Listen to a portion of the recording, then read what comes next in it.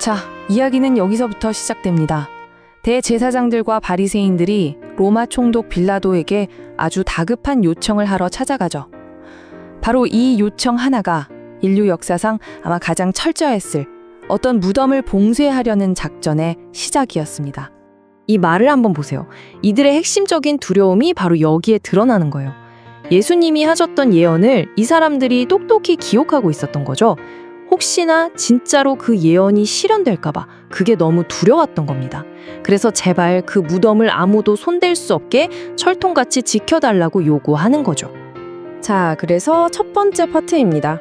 제목 그대로 자물쇠로 잠긴 무덤.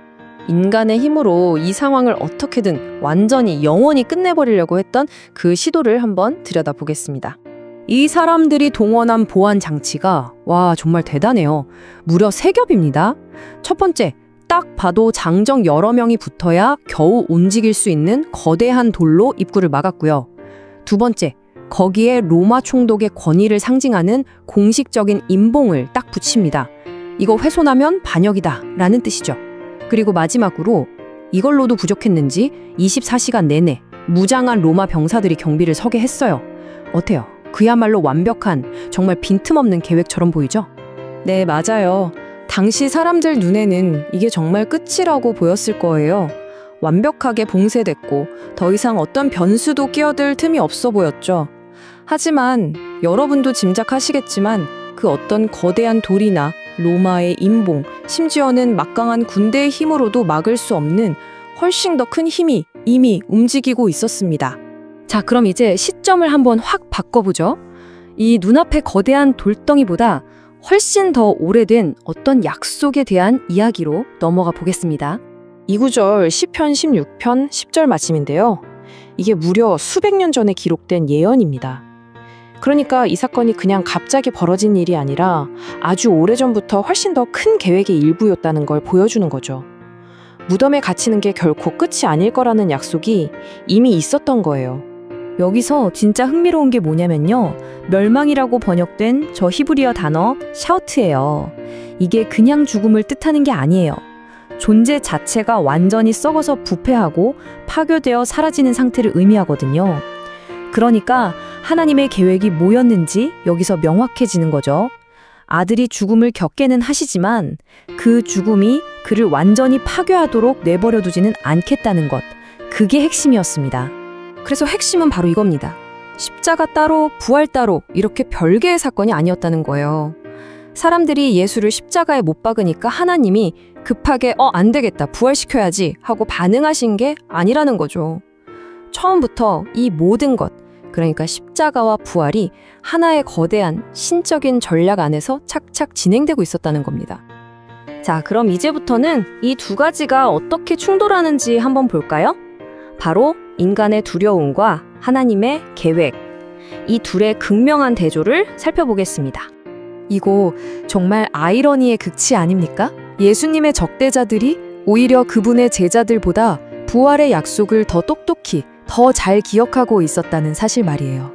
종교 지도자들은 예수님의 말을 너무 진지하게 받아들였기 때문에 두려워했던 거고, 정작 그분의 제자들은 슬픔과 공포에 빠져서 꼭꼭 숨어 있었죠.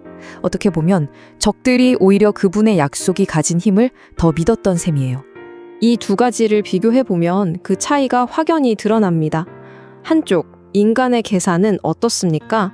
두려움에서 시작됐죠. 그래서 어떻게든 봉인하고 가두고 통제하려고 합니다. 반면에 하나님의 마음은요, 사랑에서 시작됐어요. 그래서 그 목표는 뭔가를 열고 해방시키는 데 있습니다. 이 두 힘이 지금 무덤을 사이에 두고 팽팽하게 맞서고 있는 겁니다. 자, 드디어 이야기의 절정으로 갑니다. 제목이 의미심장하죠. 아무것도 바꾸지 못한 감시. 인간의 그 완벽해 보였던 계획이 신적인 실제와 정면으로 꽝 하고 부딪히는 바로 그 순간을 들여다보겠습니다. 당시 기록을 보면 병사들이 무덤을 지켰다고 할 때 쓴 헬라어 단어가 바로 쿠스토디아예요. 이게 그냥 지켜본다 정도의 뜻이 아닙니다.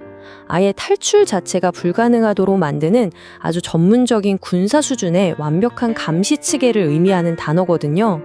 그러니까 이들이 얼마나 진심이었는지 알 수 있죠. 완벽하게 막으려고 했던 겁니다. 그런데 말이죠. 바로 여기서 이야기가 완전히 뒤집힙니다. 부활이라는 사건은요, 경비병들 눈을 피해서 몰래 빠져나오는 그런 종류의 일이 아니었어요. 이건 그냥 그 경비병들의 존재 자체를 아예 무의미하게 만들어버리는 차원이 다른 하늘이 움직인 사건이었습니다. 결국 어떻게 됐을까요? 인간이 자기들 딴에는 최선을 다해서 만든 그 가장 완벽한 감옥이 역설적이게도 역사상 가장 위대한 승리와 자유가 선포되는 무대가 되어버린 겁니다. 정말 대단한 반전이죠. 자, 그렇다면 이 모든 이야기가 오늘을 살아가는 우리에게는 도대체 어떤 의미가 있을까요? 마지막으로 인봉은 왜 깨져야만 했는가? 그 핵심 교훈들을 한번 정리해 보겠습니다. 이 무덤 이야기가 우리에게 주는 교훈은 참 명확합니다. 첫째, 하나님의 약속은 우리가 처한 답답한 상황 속에 갇히지 않는다는 것.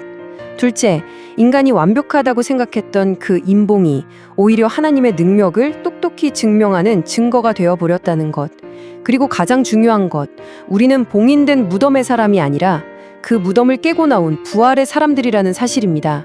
그 어떤 장애물도 하나님의 손길을 진짜로 막을 수는 없다는 거죠. 그래서 이 오래된 역사적 사건이 오늘 바로 우리 각자의 믿음의 고백이 될 수 있는 겁니다. 주님, 제 앞에 놓인 이 거대한 돌문 앞에서 희망을 잃지 않겠습니다. 모든 게 끝난 것처럼 단단히 봉인된 것 같은 상황 속에서도 저는 부활의 하나님을 신뢰하겠습니다. 이런 다짐 말이에요. 그러니 꼭 기억하세요. 여러분의 삶을 가로막고 있는 그 봉인이 이야기의 끝이 아닙니다. 오히려 그것은 곧 밝아올 찬란한 새벽의 전조일 뿐입니다.